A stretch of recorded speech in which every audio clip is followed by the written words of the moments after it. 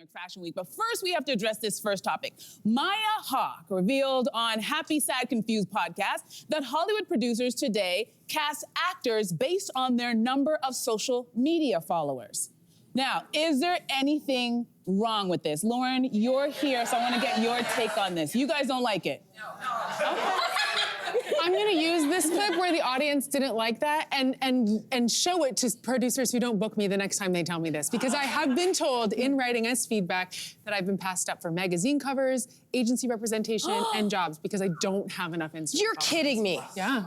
No, I'm not kidding. They've literally said that to you, get more followers. Yes. That is bonkers. I mean, I'm just shocked to hear that they would actually be that forthcoming with that information. So what do you do with that?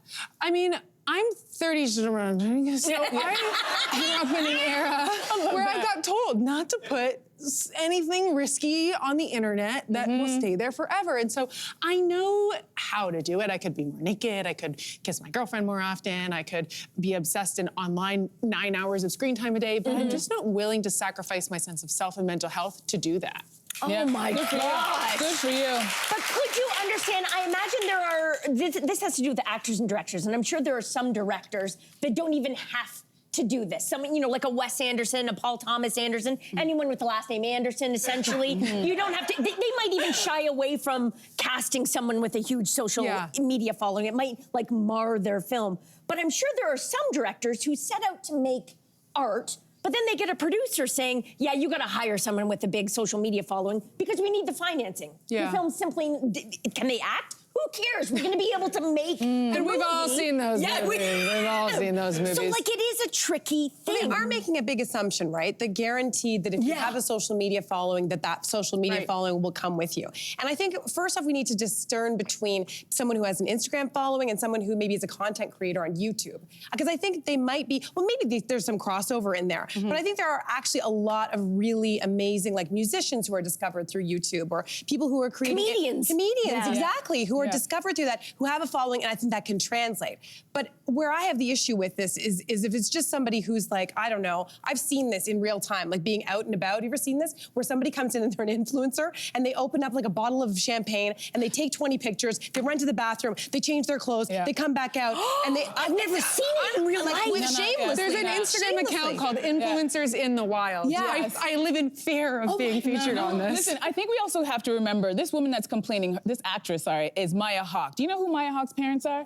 Ethan Hawke and Uma Thurman. So we're talking, thank you. So we're talking about a Nepo baby here who is complaining about being asked about her social media following, to which she has 8.9 million followers on Instagram. So she's getting the job either way.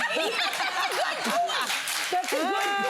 And I would say to her, you know what? Life's not fair. There are plenty of times that people haven't gotten jobs not because they didn't have a following, but because maybe their skin color or their gender or their socioeconomic status. And I think there's always a trend. And right now, social media seems to be the trend. And I think there's a reason for that. But in the beginning of my career, there was a trend. I used to go to these journalism conferences, and I went there. And, you know, I went to J school and did all the little jobs and volunteered. And then all of a sudden, I end up at this conference with my demo tape and feeling very good about myself in my little suit. But at that time, there was a trend to hire previous beauty pageant contestants for anchor jobs. And I cannot tell you how many times I'm standing next to someone who's 6 feet tall, perfectly poised, red suit, going, hi, my name is Marsha, and I want to be an anchor. And I was like, oh my gosh. But that was the trend, and I didn't like it. And then if you look at sports right now, see that table that you see pre-show and post-show? Yeah. It's who? It's all these retired athletes and coaches. Those jobs used to go to people who were sports journalists. But now they realize there's more money if you put a retired football player who already has a following, right? Strahan, Tom Brady. Tom Brady was terrible. He's gotten better. PK Subban, he's gotten better too, but this is the trend. So there are a lot of Strahan can do no wrong, like to me. But Strahan got better. We're used to him now. But in the beginning, it was rough because they were like, you know what? He comes with a fan base. He comes with a following. And right now, where TV and movies are you know, scrambling for eyeballs, they don't want to take the risk because it costs them money. So this is the reason why they're going to ask you, what's your following? Come with an inbuilt audience. Because we can't afford to take a risk anymore on the nobody. We want to make sure that eyeballs are coming to the table. And we may not like it, but that's the trend right now. But to Maya, I'd say, relax, girl. You're going to be just fine. Hey, you, come a bit closer. We've got so many more must-see interviews, spicy debates, lifestyle tips, and pop culture moments. So subscribe to our channel by tapping the logo below and don't miss out.